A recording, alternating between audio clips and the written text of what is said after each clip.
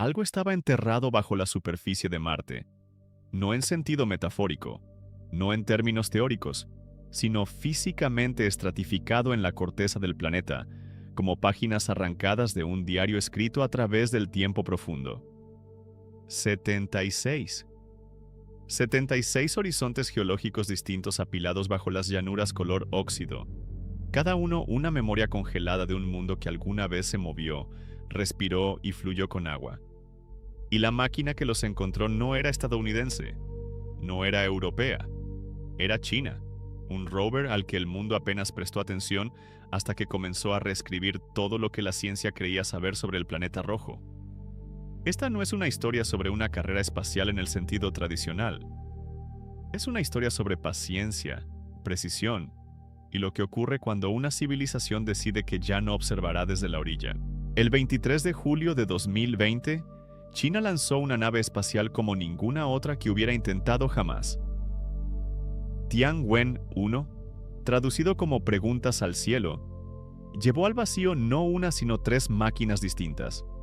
Un orbitador para cartografiar desde las alturas, un módulo de aterrizaje para depositar la carga con seguridad y un rover para desplazarse por la superficie y escuchar lo que el suelo tenía que decir. Sin componentes extranjeros, sin planos prestados. 7 meses de viaje silencioso a través del espacio interplanetario, trazando la geometría orbital estrecha que conecta la Tierra con Marte solo una vez cada 2 años. Cuando la nave finalmente se deslizó hacia la órbita marciana en febrero de 2021, China se había convertido en la segunda nación en la historia en orbitar Marte con éxito en su primera misión. Eso por sí solo era extraordinario. Lo que vino después fue algo completamente distinto. El 14 de mayo de 2021, el módulo de aterrizaje se hundió a través de la delgada atmósfera de Marte y tocó suelo en Utopia Planitia, una vasta cuenca ancestral en el hemisferio norte del planeta. Era la misma región donde el Viking 2 de la NASA había aterrizado 45 años antes, una coincidencia cargada de simbolismo. A bordo de ese módulo viajaba el rover Churong, bautizado en honor al dios chino del fuego.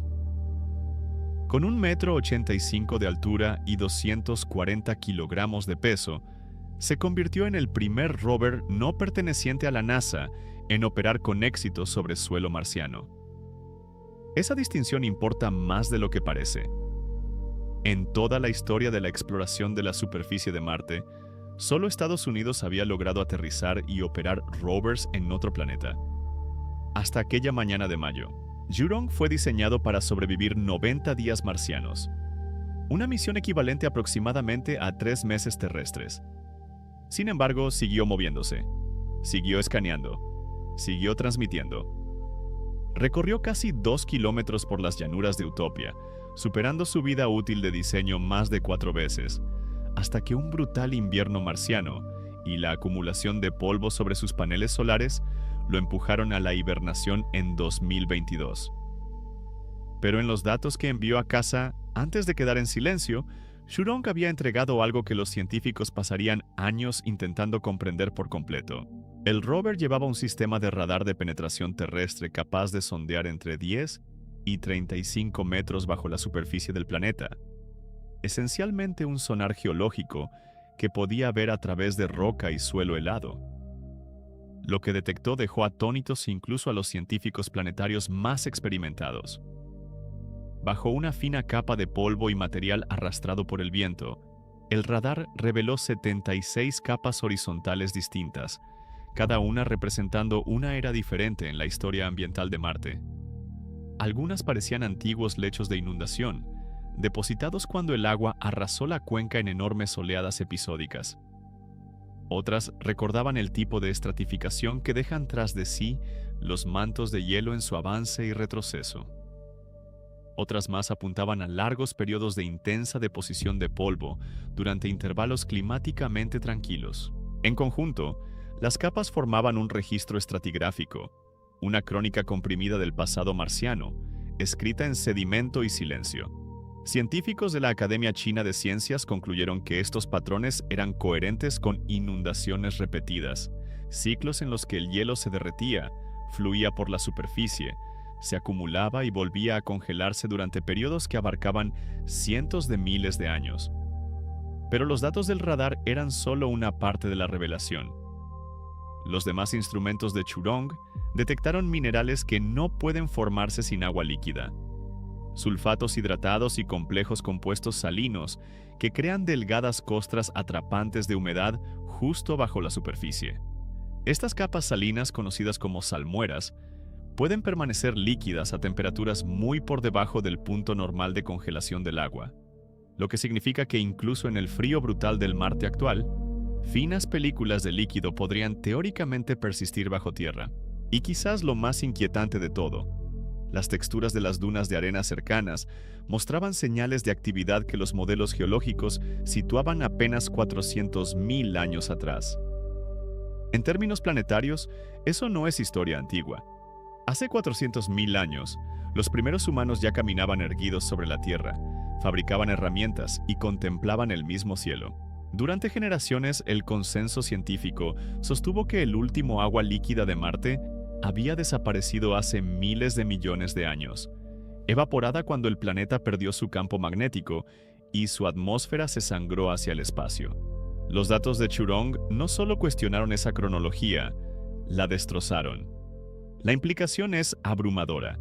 Si el agua persistió en Marte en una historia geológicamente reciente, si fluyó y reflujo en respuesta a ciclos climáticos hace apenas 400 milenios, entonces, la ventana para la vida en Marte no se cerró cuando se evaporaron los océanos primitivos. Pudo haber parpadeado durante más tiempo, oculta bajo la corteza, hasta bien entrado el capítulo más reciente del planeta. Y si esa ventana se extendió tanto, plantea una pregunta que ningún instrumento actualmente en Marte puede responder. ¿Permanece abierta todavía? La física detrás de estos ciclos tiene un nombre: ciclos de Milankovitch. Los mismos ritmos orbitales que impulsan las eras glaciales en la Tierra, amplificados dramáticamente por la trayectoria más inestable de Marte a través del sistema solar. Tres fuerzas mecánicas distintas gobiernan el clima del planeta a lo largo del tiempo geológico. La primera es la excentricidad. La órbita de Marte alrededor del Sol no es un círculo perfecto, y a lo largo de periodos de aproximadamente 100.000 años, oscila entre una trayectoria casi circular y una elipse más alargada. Cuando la órbita se estira hacia afuera, la brecha entre el verano y el invierno se intensifica. Un hemisferio se abraza mientras el otro se congela, y durante la fase más cálida, el hielo enterrado se derrite, se filtra hacia capas inferiores y se vuelve a congelar, dejando atrás las bandas sedimentarias precisamente horizontales que el radar de Churong capturó bajo Utopia Planitia. Esas 76 capas pueden ser un registro físico directo del latido orbital de Marte, un estrato por cada gran oscilación de su camino excéntrico alrededor del Sol. La segunda fuerza es la inclinación axial. Marte actualmente se inclina aproximadamente 25 grados, cercano a la propia inclinación terrestre de 23 grados y medio. Pero a diferencia de la Tierra, Marte no tiene una luna grande que actúe como ancla gravitacional.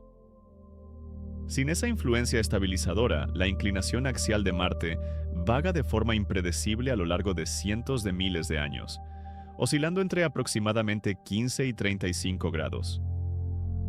Cuando la inclinación aumenta, la luz solar penetra más profundamente hacia los polos, derritiendo los casquetes de hielo polares y empujando vapor de agua y escarcha hacia el ecuador. Cuando la inclinación disminuye, el planeta se enfría de nuevo y la humedad vuelve a congelarse en el suelo. Las huellas químicas y geológicas que encontró Churong, costras salinas, salmueras congeladas, minerales alterados por el agua, se alinean con precisión con este patrón de fusión y recongelación cíclica, un proceso que se ha repetido una y otra vez a través del tiempo profundo marciano. La tercera fuerza es la precesión, el lento bamboleo del eje de rotación de Marte, como un trompo que se desvía gradualmente de la vertical. Este bamboleo cambia qué hemisferio enfrenta el Sol durante la parte más cálida de la órbita marciana, redistribuyendo efectivamente la geografía del calor por todo el planeta a lo largo de decenas de miles de años. Es la más sutil de las tres fuerzas, pero con el tiempo suficiente. La precesión redistribuye el agua, el polvo y la energía atmosférica por todo el globo. esculpiendo las dunas que Churong exploró y sembrando las capas sedimentarias que su radar cartografió en las profundidades. Estas tres fuerzas, excentricidad, inclinación axial y precesión, no operan de forma independiente. Se entrelazan como engranajes en un mecanismo de escala cósmica, cada una modulando a las demás, combinándose y separándose en patrones que se repiten, pero nunca se replican perfectamente. Las 76 capas subterráneas pueden ser la evidencia geológica más directa jamás hallada de este mecanismo en acción en otro mundo. Un archivo planetario, sellado en permafrost, esperando algo capaz de leerlo. Ese algo resultó ser un rover chino que nunca debió durar más de 90 días. Este descubrimiento no existe de manera aislada. Casi medio siglo antes de que Churong rodara por las llanuras de Utopia, la humanidad ya había formulado la pregunta que persigue cada misión posterior a Marte. En 1976, los módulos Viking de la NASA aterrizaron en el planeta rojo portando los primeros laboratorios de biología jamás operados más allá de la Tierra. Cada uno recogió suelo marciano, lo mezcló con nutrientes marcados radiactivamente y esperó para ver si los gases liberados delatarían la presencia de organismos vivos. Cuando los sensores detectaron una respuesta química, el mundo contuvo el aliento, pero la interpretación se fracturó de inmediato. Algunos científicos argumentaron que los resultados eran consistentes con el metabolismo microbiano. Otros insistieron en que la química de la superficie, dominada por compuestos altamente reactivos llamados percloratos, podía imitar las huellas de la biología sin estar realmente viva. El debate nunca fue resuelto formalmente. Es posible que Viking haya descubierto vida en Marte en 1976. Es posible que haya matado a los mismos microbios que intentaba detectar. Décadas después, nadie puede afirmarlo con certeza. Esa ambigüedad ha dado forma a cada misión a Marte desde entonces. También da forma a la siguiente. La próxima misión china, Tianwen-3, con lanzamiento previsto en 2028 y retorno de muestras a la Tierra proyectado para 2031, representa uno de los proyectos robóticos más técnicamente ambiciosos en la historia de la exploración espacial. Se requerirán 2 cohetes Larga Marcha 5, uno para poner en órbita un vehículo de retorno terrestre y un segundo para enviar un módulo de aterrizaje y uno de ascenso a la superficie marciana. Juntos, estos componentes recogerán suelo marciano prístino y material subsuperficial, los sellarán en cápsulas estériles y los dispararán de regreso a la órbita a bordo de un vehículo de ascenso. El orbitador capturará esa cápsula sobre Marte e iniciará el largo viaje de regreso, entregando las primeras muestras físicas marcianas jamás recuperadas a laboratorios en la Tierra. Los científicos chinos han identificado 86 posibles zonas de aterrizaje, concentrándose en Utopia Planitia, donde Churong realizó sus descubrimientos, y Chryse Planitia, donde antiguos deltas fluviales y lagos secos hacen más probable la preservación de biofirmas. Si Tianwen-3 cumple con su cronograma propuesto, entregará muestras marcianas a la Tierra antes que la propia misión de retorno de muestras de la NASA, que ha enfrentado graves déficits de financiamiento y retrasos que han postergado su fecha de retorno proyectada a mediados de los años 2030 como muy pronto. La trayectoria de China, por el contrario, parece estar acelerándose. Más allá de Tianwen-3, la Agencia Espacial del país ha trazado una serie de 5 misiones tripuladas a Marte, distribuidas en ventanas de lanzamiento sucesivas: 2033, 2035, 2037, 2041 y 2043.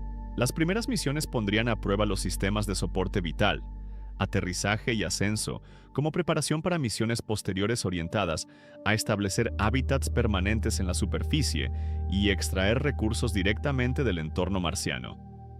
Oxígeno de la atmósfera, agua del hielo enterrado, combustible sintetizado del propio suelo. Mientras tanto, en el borde de la provincia de Gansu, sobre el desierto de Gobi, China ya ha construido una instalación de simulación marciana valorada en $61 millones.